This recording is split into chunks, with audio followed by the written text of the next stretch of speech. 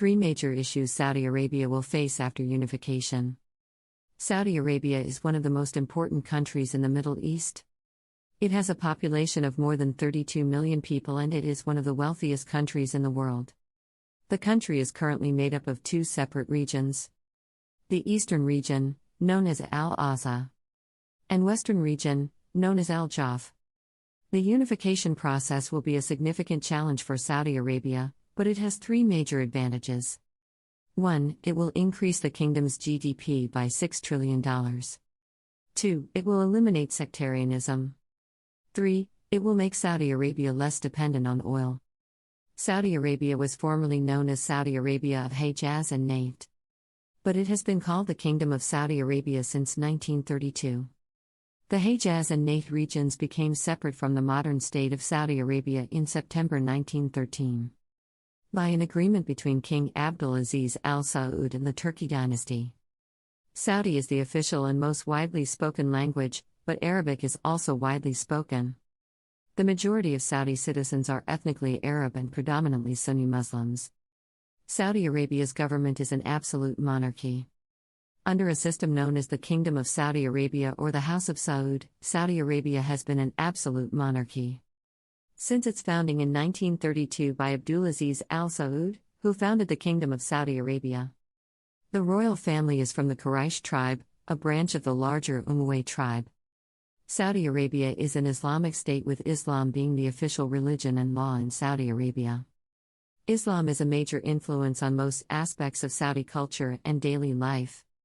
The country has an area of 567,970 square kilometers, about 201,000 square miles, and a population of over 27.5 million. The capital, Riyadh, is home to almost half of the country's population.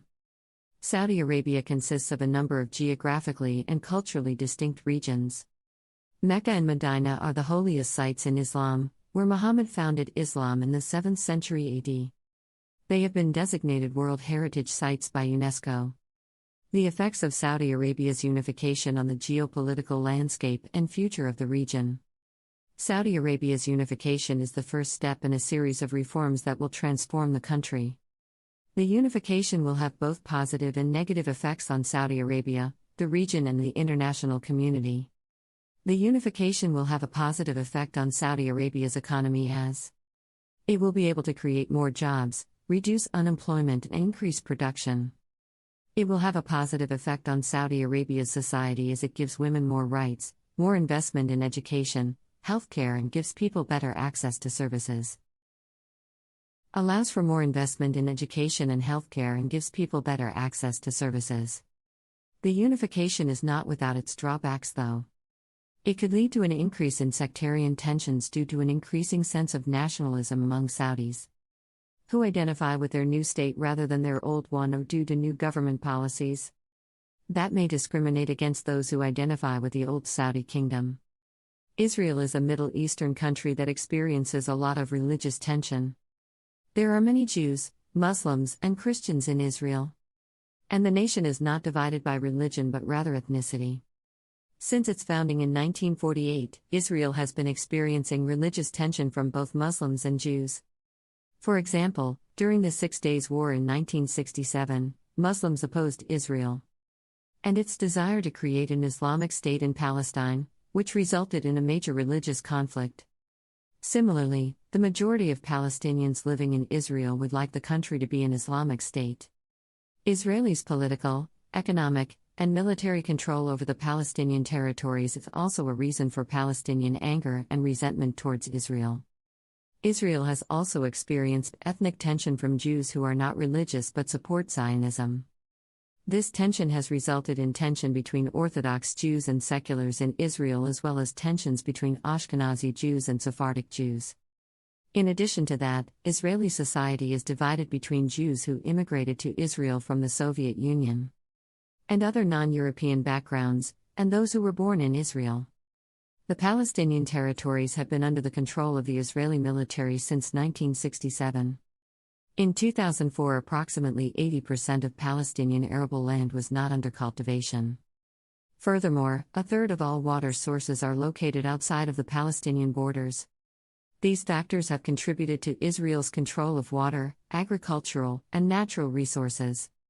The first Intifada, Arabic, Ain Fat, was a Palestinian uprising against Israeli rule in Palestine and the occupied territories. Beginning in 1987 as a result of an increase in Jewish Israeli settlements and Israeli repression. Saudi Arabia, a kingdom divided. The country is ruled by an absolute monarchy and has been for the last century. Since the death of King Abdullah in 2015, the kingdom has been in a state of uncertainty as to who will succeed him. Saudi Arabia has faced many challenges over the years, from economic to social, but never before has it faced such a challenge as this. The country's stability depends on who succeeds King Abdullah and how they will rule. The kingdom is in a state of uncertainty and conflict because of the royal succession. The struggle for power is developing into a war. Saudi Arabia has been split between two camps, the Saudi royal family and other members of society. King Abdullah placed many restrictions on Saudi citizens, limiting their involvement in certain parts of society and the economy. The royal family, who lived in Riyadh, was far from being representative of other parts of Saudi society. They were not seen by other members of society or by those outside of the royal family as being interested in the plight of common Saudis. The other faction is a mix of those opposed to King Abdullah and those that are not affiliated with the royal family. This group includes prominent religious figures, such as Sheikh Salman al-Auda from Medina, who is seen by some as having influence on King Abdullah. Members of the business elite, such as Prince Faisal bin Bandar Al Saud, who is the nephew of King Abdullah and CEO of the Tawan Group, and members of a reformist movement in the kingdom known as Al-Islah, which is led by Turki al-Sabil, an attorney from Buraydah. This group includes people from the royal family, members of traditional Sunni groups such as the Wahhabi and Jamaat al-Fuqaha, members of civil society in Saudi Arabia who are opposed to King Abdullah's reform policies, and members of other families outside the country. The group is a mixture of conservative and liberal, which has the potential to rescue the monarchy from its current troubles. The royal family is attempting to balance reform and tradition. Many of them are aware that it is time for change. Most members of this group are well educated but do not necessarily have political experience. This group does not have a coherent ideology or a specific political goal. It is an informal alliance of people who share a belief in reform. The future of the monarchy depends on how this group evolves. It is composed of well-educated and moderate individuals who do not share a political ideology but have common sympathy for monarchism. The group has potential to rescue the monarchy from its current troubles, as they tend to be more moderate, educated, and do not want a revolution. The monarchists are composed of moderate individuals with support for the monarchy. They have potential to give the monarchy a good image, as they do not want a revolution. The main goal of the monarchists is to promote the monarchy. They want to give it an image that is credible and that will be beneficial for it in the long run. They want people to understand how it benefits them, and they are willing to risk its security for the long-term benefits. It has been seen from their propaganda that they have good use of hacking. Hence their request to have their hacking skills and methods to be known by the public. They are not just simply asking for a fair trial, they want the world to know that they have good uses. The U.S. has seen a rise in terrorist attacks since 9/11. This can be said to be an act of retaliation to the U.S.'s spying on the world. The terrorists have expressed their concerns towards the NSA and other countries from which they feel that they have been violated and spied on. The NSA is one government agency that is highly known for their surveillance, spying and data collection. It is a United States signals intelligence agency that is located in Maryland, Virginia, and Washington, D.C. The NSA has the job of collecting information on foreign communications.